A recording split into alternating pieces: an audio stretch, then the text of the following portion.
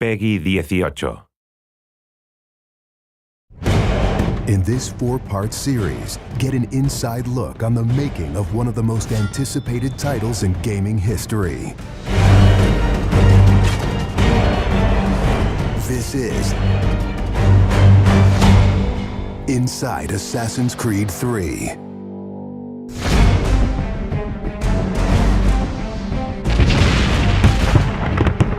Something we really wanted to emphasize was the sheer brutality of combat in the period. We've all seen the paintings of the revolution, and death is glorified, death is angelic, but it wasn't that way on the battlefield. It was a brutal conflict. It feels that you're constantly going through dynamic fights, and that's not something technically we could do in the past. So it was like a personal challenge on the team to say, no, I think we can do this.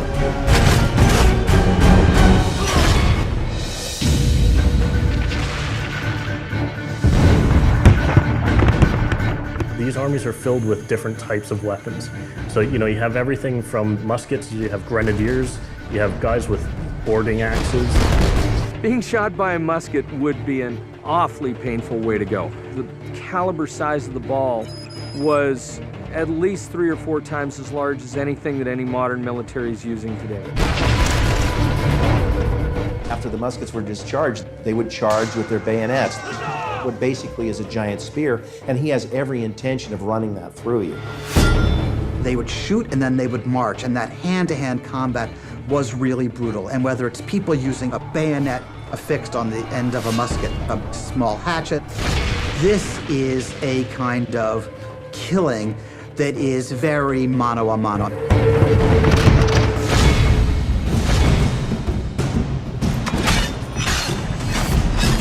All the animations, all the weapons are brand new. It was interesting to start on a new style of fighting that is much more close and aggressive. Connor's favorite weapon is the tomahawk, obviously super deadly in hand-to-hand combat. Also the bow and arrow. It fits with his native heritage and it's lethal. The rope dart, it's a real accurate Chinese tool that we found the references for that period as well. He can use it from the ground, so he can bring the enemy towards him. It gives him the ability, for example, on a tree, to hang someone from above.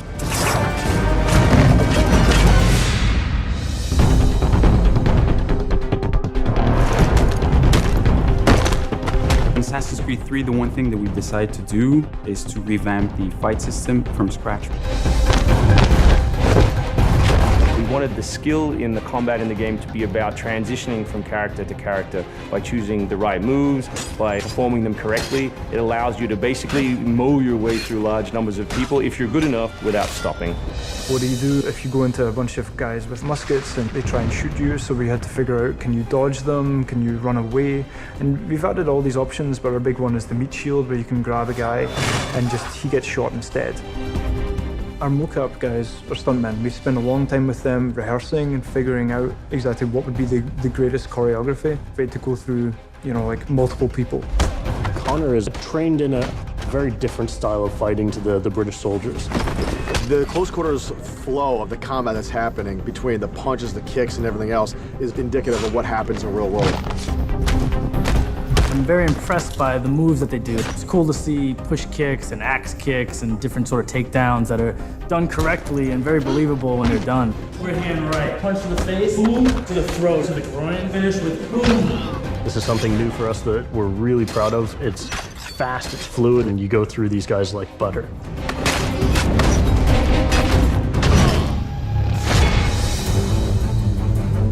Connor is essentially the first guerrilla fighter. He's someone whose goal is always to move behind enemy lines, to pick off his target, and to escape.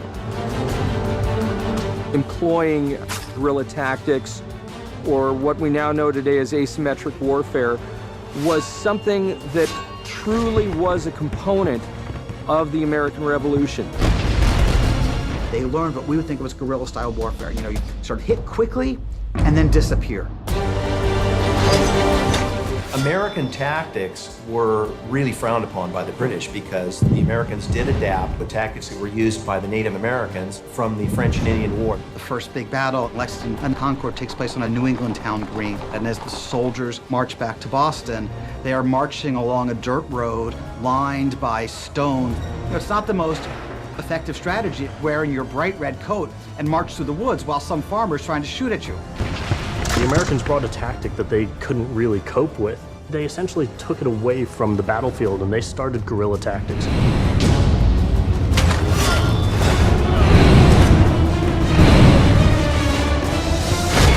Next time on Inside Assassin's Creed 3, the hero behind the war. Connor is the hero of the American Revolution. He's a bit more like Dirty Harry. Connor is the current day Special Forces soldier. Silent, stealthy. He's fighting for freedom and he's fighting against tyranny.